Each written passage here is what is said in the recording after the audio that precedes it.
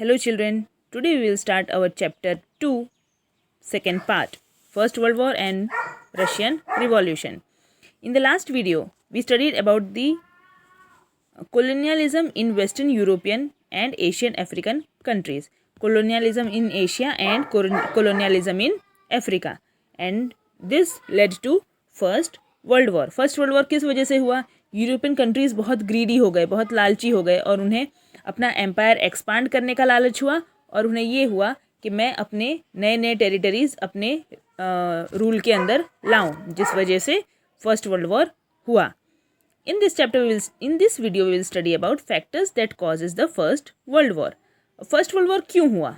The First World War was one of the most heartbreaking and unforgettable event of the modern world. जो चीज़ सबसे पहले होती है वो बहुत दुखदाई होती है, हार्ट ब्रेकिंग होती है. तो सेकेंड वर्ल्ड वॉर के टाइम हमें पता था कि वॉर कैसा होता है, ठीक है, वर्ल्ड वॉर कैसा होता है, बट जो फर्स्ट वर्ल्ड वॉर हुआ वो बहुत हार्ट ब्रेकिंग और अनफॉरगेटेबल था, क्योंकि लोगों को पता ही नहीं था कि वर्ल्ड वॉर होता क्या है और अचानक हो गया.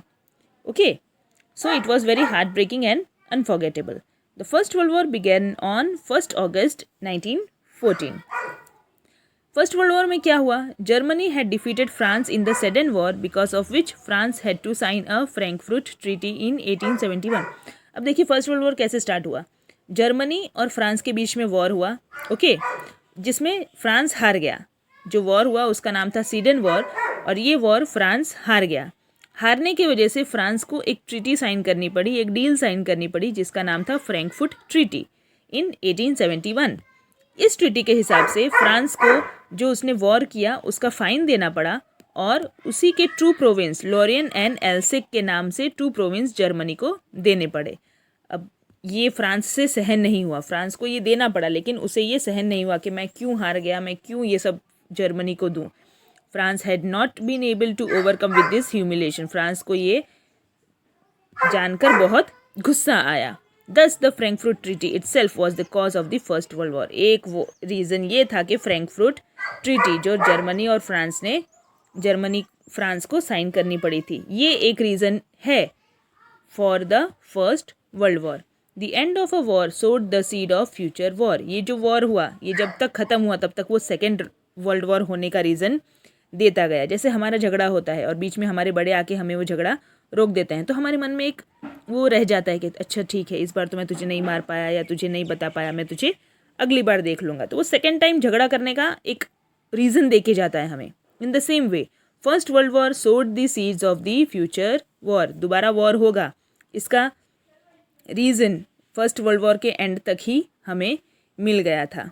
सो हम कह सकते हैं कि फ्रैंकफर्ट ट्रीटी एक रीज़न था the cause of first world war. First world war का पहला रीज़न एक रीज़न था Frankfurt treaty which France signed for Germany, जिसमें फ्रांस को वॉर फाइन देना था और अपने 2 प्रोविंस लॉरियन एंड एल्सेक जर्मनी को देना पड़ा. ये ह्यूमिलिएशन फ्रांस बियर नहीं कर पाया, जिस वजह से फ्रांस को जर्मनी से बदला लेना था और फिर जिस वजह से फ्रांस और फिर जर्मनी के बीच में फ्रांस और जर्मनी भी वॉर के लिए रेडी हो गए. So we can say that Frankfurt treaty was one of the cause of first world war. ठीक है, सिर्फ यही एक कॉज नहीं था, बट ये एक कॉज था कि हाँ भाई फर्स्ट वर्ल्ड वॉर हुआ. सो इसमें से हम ओरल पूछ सकते हैं. सो एक ओरल क्वेश्चन हो जाता है, when did the first world war begin? So first world war begin on 1st August 1914. Okay, then which treaty was signed between France and Germany? The answer is the Frankfurt treaty. So इस तरह से you prepare for the oral questions also. So first factor है economic factor. England had established its vast empire in Asia and Africa in 19th century. ठीक है, England ने अपना vast empire establish कर लिया था एशिया और अफ्रीका में 19th century ने. It exploited it's colonies economically and became rich. अब इंग्लैंड ने क्या किया? एशिया और अफ्रीका को एक्सप्लॉइट करने लगे, ठीक है, उनको लूटने लगे और खुद इकोनॉमिकली खुद रिच हो गए. मीन्स एशिया और अफ्रीकन कंट्रीज़ को लूट लिया और खुद अमीर बन गए और उन्हें गरीब बना दिया. Due to industrialization and swift colonization Europe require high quality of raw material. अब इंडस्ट्रियलाइजेशन बढ़ रहा था और कोलोनाइजेशन बढ़ रहा था, मीन्स कॉलोनीज फटाफट बढ़ रहे थे। तो उस वजह से अब यूरोप को क्या है, large quantity of raw material की ज़रूरत पड़ी। क्यों? इंडस्ट्री सेटअप करने के लिए, लोगों की डिमांड सेटअप करने के लिए रॉ मटेरियल चाहिए, जो यूरोप को अब ज़रूरत पड़ने लगी। In the last quarter of 19th century, Germany had started the competition to capture the markets in Asia and Africa. Last quarter of 19th century में, 19th century जैसे अपने लास्ट क्वार्टर में पहुंचा, ख़त्म होने वाला था, जर्मनी ने स्टार्ट किया कंपटीशन। कैसा कंपटीशन? एशिया और अफ्रीका के मार्केट्स को अपने कब्जे में करने का। Okay, Germany had started the competition to capture the markets in Asia and Africa. Okay, Asia और अफ्रीका में अपने मार्केट्स सेटअप करने का स्टार्ट कर दिया जर्मनी ने। वहाँ यूरोप भी जो है वो भी इंडस्ट्रियलाइजेशन और कोलोनाइजेशन एक्सपांड करने के लिए उसको भी रॉ मटेरियल्स की ज़रूरत पड़ी। अब वो भी ये सोच रहा था कहाँ से लाऊं। On the third hand, England ने भी अपना एम्पायर एनलार्ज करना स्टार्ट कर दिया था इन एशिया एंड अफ्रीका, और इस तरह से वो खुद रिच बन रहा था और एशियन एंड अफ्रीकन कंट्रीज़ को एक्सप्लॉइट कर रहा था। Fifth point, Germany started supplying cheaper goods in comparison to England and France. अब जर्मनी ने क्या किया, और रिच होने के लिए उसने इंग्लैंड और फ्रांस को सस्ते में गुड्स देने लगा। England started supplying cheaper goods in comparison to England और फ्रांस। इंग्लैंड और फ्रांस जो गुड्स सप्लाई कर रहे थे उनसे सस्ते दामों में जर्मनी ने देना स्टार्ट कर दिया। Okay, Germany broke up Afro Asian markets that were nominated by England and France. सस्ते में गुड्स देने की वजह से क्या हो गया, अफ्रीकन और एशियन कंट्रीज अब जर्मनी से गुड्स लेने लगे। पहले वो किससे लेते थे, इंग्लैंड और फ्रांस से, बट अब जर्मनी से लेने लगे। तो जर्मनी ने एशिया और अफ्रीका का मार्केट तोड़ दिया। Consequently there was an intense economic competition between Germany and England. इस वजह से जर्मनी और इंग्लैंड के बीच में अब कंपटीशन हो गया, इकोनॉमिक कंपटीशन। क्यों? क्योंकि जर्मनी ने सस्ते में गुड्स बेचकर इंग्लैंड का मार्केट तोड़ दिया। पहले अफ्रीकन और एशियन कंट्रीज़ इंग्लैंड से रॉ मटेरियल्स लेती थी, बट क्योंकि जर्मनी ने चीप में यानी सस्ते में गुड्स देना स्टार्ट कर दिया, तो अब एशियन अफ्रीकन कंट्रीज़ अब जर्मनी से लेगी, तो इंग्लैंड का मार्केट टूट गया। इस वजह से इंग्लैंड और जर्मनी में फिर कंपटीशन हो गया, इकोनॉमिक मार्केट में उनके बीच में लड़ाई चालू हो गई, कंपटीशन चालू हो गई। ओके, सो ये एक इकोनॉमिक फैक्टर हो गया, इकोनॉमिक रीज़न हो गया for the first world war. Second factor is militarism. Military force was necessary and important for the competition and expansion that the European nations wanted. अब यूरोपियन नेशंस इतने सारे countries से झगड़ा कर रही है, कंपटीशन कर रही है, तो उसके लिए मिलिट्री फोर्सेस ज़रूरी था। England, France, Austria, Russia etcetera had begun expanding their military power. So इन सब कंट्रीज़ ने अपना मिलिट्री पावर एक्सपांड करना स्टार्ट कर दिया था। While in the countries like Japan, Italy and Germany, compulsory military training had started, और इन तीनों कंट्रीज़ में मिलिट्री ट्रेनिंग स्टार्ट कर दी थी। Production of weapons was increased under the pretext of self defence, यानी हम सेल्फ डिफेंस करवा रहे हैं, हम सेल्फ डिफेंस सिखा रहे हैं, ऐसा बोलकर ये कंट्रीज़ वेपन्स भी प्रोड्यूस करने लगी थी। दस मिलिट्रलिज्म गॉट एन इम्पेटस, इसीलिए क्या हुआ, सब लोग एक दूसरे के खिलाफ मिलिट्री तैयार कर रहे थे, जिस वजह से मिलिट्रलिज्म भी एक रीज़न बन गया for the first world war. अब जैसे मैं तैयारी कर रही हूँ वॉर की, तो दूसरा कंट्री क्यों नहीं करेगा? अगर मैं झगड़ा करने के लिए रेडी हूँ तो मेरा भाई झगड़ा करने के लिए क्यों नहीं रेडी है? ठीक है, तो वो बोलेगा अगर दीदी रेडी है झगड़ा करने के लिए तो मैं भी रेडी करूँगा खुद को झगड़ा करने के लिए। तो दोनों आपस में एक दूसरे को फाइट के लिए तैयार करेंगे। इन द सेम वे मिलिट्री, एक कंट्री अगर तैयार कर रही थी तो दूसरी कंट्री भी तैयार कर रही थी, और ट्रेनिंग के नाम लेकर वो लोग वेपन्स भी रेडी कर रहे थे। Military competition added to economic competition created a serious atmosphere of wars. अब अगर मिलिट्री कंपटीशन के नाम पर अगर वेपन्स रेडी हो रहे हैं तो ये एक सीरियस मैटर बन गया कि अगर वेपन्स भी रेडी हैं, मिलिट्री आर्मीज़ भी रेडी हैं, तो वॉर तो ज़रूर होगा। इस तरह से मिलिट्री कंपटीशन स्टार्ट हुआ और इसने एक सीरियस एटमॉस्फेयर बन गया वॉर के लिए. सो फर्स्ट फैक्टर था economic factor, second factor was militarism, यानी कि सभी कंट्रीज़ आपस में अंदर अंदर अपनी अपनी मिलिट्री रेडी कर रही थी, अपने अपने वेपन्स रेडी कर रही थी, क्योंकि उसे भी पता चल गया था कि अब वॉर तो होना ही है. Third factor was groupism. Groups बन गए थे कंट्रीज़ में. Groupism and secret treaties played a major role in the first world war. The war was divided into 2 groups before the first world war. World war होने से पहले ही पूरा देश, हम कह सकते हैं, कंट्रीज़ के 2 ग्रुप्स में डिवाइड हो गया था. On one side was the group of Germany, Austria, Hungary, Bulgaria and Turkey. एक साइड ये सारे कंट्रीज थे. And on the other side group was England, France, Russia and Japan. दूसरे साइड ये सारे कंट्रीज थे. A feeling of jealousy, enmity, mistrust, fear and hatred evolved between the groups. और इन ग्रुप्स के अंदर ये जो 2 कंट्रीज का अलग अलग ग्रुप्स बन गया था, इनके अंदर jealousy, enmity, mistrust, fear, hatred यानी नफरत, डर, विश्वासघात, दुश्मनी और जेलसी की भावना ऑलरेडी आ चुकी थी. इसलिए इन 2 कंट्रीज़ के ग्रुप्स के बीच में वर्ल्ड वॉर जैसा माहौल ऑलरेडी बन चुका था. सो पूरी वर्ल्ड 2 ग्रुप्स में डिवाइड हो गई थी. एक साइड पर थी Germany, Austria, Hungary, Bulgaria and Turkey, और दूसरे साइड पर थी England, France, Russia and Japan. So जो वर्ल्ड वॉर होना था वो इन्हीं 2 ग्रुप्स के बीच में होना था.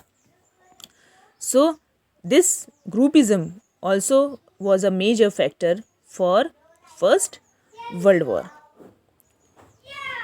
ग्रुपिज्म एंड सीक्रेट ट्रीटीज़, इन्होंने क्या किया था? सीक्रेट ट्रीटीज़ मीन्स आपस में सीक्रेट डील्स साइन कर ली थी कि भाई आपको हम ये प्रोवाइड करेंगे, आप हमारे साइड आ जाइए. Germany, Australia, Hungary, Bulgaria and Turkey, इन्होंने आपस में कोई ना कोई डील की होगी, तभी ये सारी कंट्रीज़ जर्मनी का साथ दे रही थी. And England, France, Russia and Japan, ये सारी कंट्रीज़ इंग्लैंड का साथ दे रही थी. सो ग्रुप्स ऑलरेडी रेडी थे for first world war. The fourth factor which led to the first world war was feeling of fierce nationalism. अब independence of Belgium and Greece and the unification of Germany and Italy was the result of nationalism. So the independence of Belgium and Greece and the unification of Germany and Italy was the result of nationalism. Nationalism means देश प्रेम, ठीक है. Belgium और Greece दोनों independent थे और साथ थे, और जर्मनी एंड इटली ये दोनों साथ थे. इन चारों कंट्रीज़ का आपस में ग्रुप में होना, साथ होना, ये रिजल्ट था नेशनलिज्म का, क्योंकि इनको इनके देश के प्रति प्यार था. Gradually the feeling of nationalism took an extreme narrow form in Europe. अब ये नेशनलिज्म की फीलिंग यूरोप में एक अलग ही रूप लेकर आई. Economic jealousy, competitions and colonialism in Europe had increased so much that national interest of each other began to clash. अब यूरोपियन कंट्रीज़ में इकोनॉमिक जेलसी, कंपटीशन, कोलोनियलिज्म इतना बढ़ गया था कि उन्हें देश का इंटरेस्ट दिखने लगा और वो लोग आपस में एक दूसरे से झगड़ा करने लगे. उन्हें अपने अपने इंडिविजुअल देश, इंडिविजुअल कंट्रीज़ का वो लोग अपना अपना फ़ायदा देखने लगे, ना कि पूरे वर्ल्ड का सोचने लगे. Okay. Leading European nations began teaching extreme and destructive nationalism to its people. अब यूरोपियन नेशंस जो थे वो अपने ही लोगों को, सिर्फ अपने ही कंट्री को आगे बढ़ाने के लिए दूसरे कंट्री को कैसे डिस्ट्रॉय करें वो सब सिखाने लगी.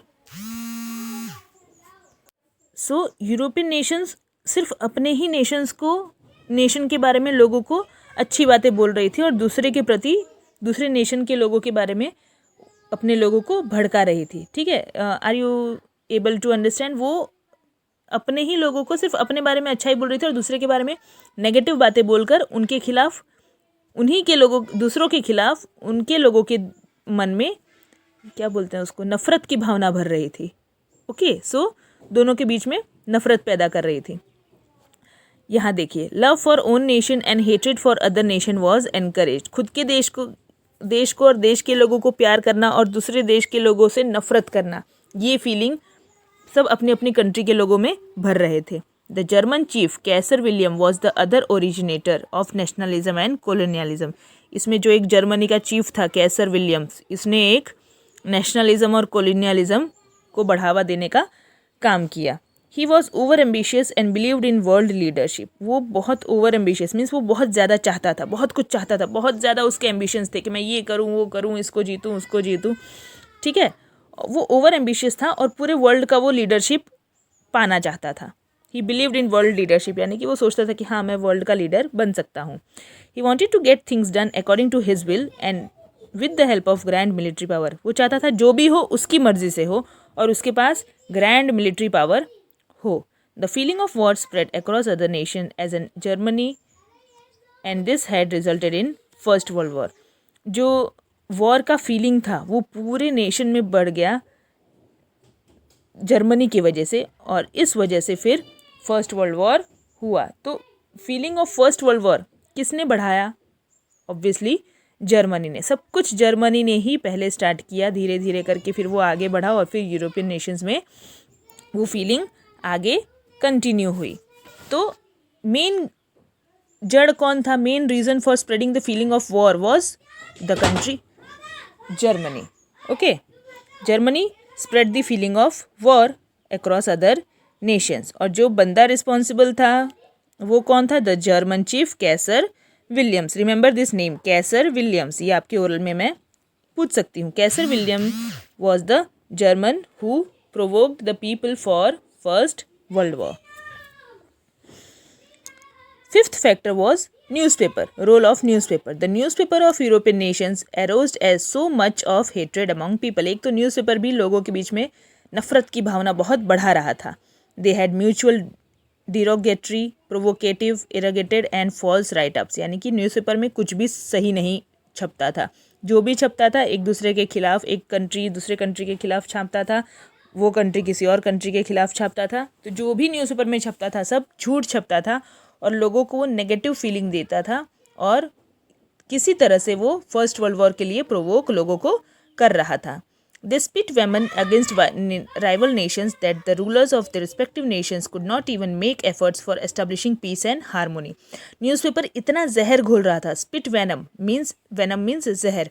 इतना जहर घोल रहा था राइवल नेशंस में, जो दो ग्रुप ऑफ नेशंस बने थे वॉर के लिए, उनके बीच में इतना जहर घोल रहा था न्यूज़पेपर कि अब इनके बीच में पीस और हारमनी लाना, शांति और प्यार लाना बिल्कुल नामुमकिन हो गया था. ठीक है, उस टाइम के न्यूज़पेपर्स बहुत नेगेटिव काम कर रहे थे. वो लोगों को एक दूसरे के कंट्रीज़ के लोगों को एक दूसरे के कंट्री के खिलाफ नेगेटिव वे में प्रोवोक कर रहे थे, सब झूठ बोल करके.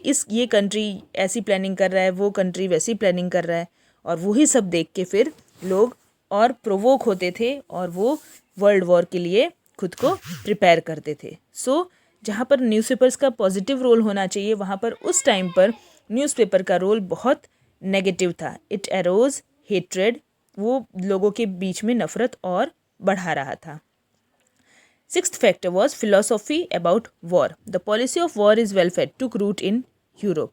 अब यूरोप ने ये एक नया पॉलिसी निकाला कि वॉर इज़ वेलफेयर, यानी कि अगर वेलफेयर चाहते हैं, भलाई चाहते हैं, तो उसका सिर्फ एक ही रास्ता है, वो है वॉर. ये यूरोप ने स्टार्ट किया. The German writer Treitschke published maxims like. अब जो जर्मन राइटर थे ट्रॉट्स्काय, उन्होंने पब्लिश किया कुछ स्लोगन्स. क्या? Only the mighty deserves to live. सिर्फ जो ताकतवर है उसी के हक है जीना. And war alone is the nations need. और पूरा नेशन वॉर चाहता है. ये दो गलत मैक्सिम्स, गलत लोगोज जर्मन राइटर ट्रॉट्स्की ने पब्लिश किया. Nietzsche the German writer expressed war as a sacred work. और एक जो दूसरा राइटर था नीत्शे, NIETZSCHE, इन्होंने एक नया एक्सप्रेस किया कुछ कि अ सेक्रेड वर्क, यानी कि जो वॉर है वो एक भलाई का काम है. सो आप देख सकते हैं स्टूडेंट्स, जो जर्मनी है वो एकदम पूरी तरह से हर फील्ड में, न्यूज़पेपर के फील्ड में, फिलॉसफी के फील्ड में, हर तरह से वॉर को सपोर्ट कर रही है. वो चाहती थी कि वॉर हो, इसीलिए वो वॉर को पॉजिटिव वे में प्रेजेंट कर रही थी. वॉर इज़ वेलफेयर, यानी कि भलाई है, भलाई चाहिए तो वॉर करो. Only the mighty deserve to live. सिर्फ जो ताकतवर है वही जिंदा रहने का हकदार है. War alone is the national lead, यानी कि पूरे नेशन को अगर कुछ चाहिए तो वो वॉर चाहिए. और war is a sacred work, यानी कि वॉर एक धार्मिक काम है, एक पवित्र काम है. ये सारी चीज़ें नेगेटिव फैला रहा था जर्मनी, और वो दूसरी तरह से फर्स्ट वर्ल्ड वॉर होने का रीज़न बढ़ा रहा था। और भी उसने कुछ कुछ किया। क्या किया हम देखते हैं। The prince of Austria and his wife were assassinated by being shot by a member of Serbian terrorist organization Black Hand। एक सर्बियन टेररिस्ट ऑर्गेनाइजेशन था ब्लैक हैंड, जिसने ऑस्ट्रिया के प्रिंस और उसकी वाइफ को शॉट डेड किया, यानी कि बंदूक चलाकर मार दिया। Austria blamed Serbia for involvement in the act. अब ये होने के लिए ऑस्ट्रिया ने सर्बिया को ब्लेम किया, भाई ये आपने जो किया वो गलत किया। Austria gave an ultimatum to hand over the culprit to Austria within 48 hours. फिर ऑस्ट्रिया ने सर्बिया को कहा कि जिसने भी ये किया है उसको हमें 48 आवर्स के अंदर हमारे हवाले कर दीजिए। Serbia declared it's ignorance in the matter. और सर्बिया ने बोला कि हमारा इसमें कोई हाथ नहीं है, जो प्रिंस ऑफ ऑस्ट्रिया और उनकी वाइफ डेड हुई है उसमें हमारा कोई हाथ नहीं है, ऐसा सर्बिया ने डिक्लेयर कर दिया। बिना सर्बिया के सुने, बिना ऑस्ट्रिया के सुने, without listening to anything from Serbia, Austria declared war on Serbia. और ये सुनते ही ऑस्ट्रिया ने सर्बिया पे वॉर डिक्लेयर कर दिया। The first world war had began with this. और इसके साथ ऑस्ट्रिया और सर्बिया के वॉर के साथ फर्स्ट वर्ल्ड वॉर स्टार्ट हुआ। ठीक है, तो फर्स्ट वर्ल्ड वॉर स्टार्ट होने के ये कई सारे रीजंस है। This all are the reasons for the startup of first world war. 6 factors हैं which we studied. Economic factor, militarism, groupism, feeling of fears, nationalism, role of newspaper and philosophy about war. So ये सारे reasons हैं for the startup of first world war. और फर्स्ट world वॉर स्टार्ट हुआ था ऑस्ट्रिया और सर्बिया से के फाइट से। So you can see Germany पूरी तरह से यही चाहता था कि भाई फर्स्ट वर्ल्ड वॉर हो और वो पावरफुल निकले उसमें से।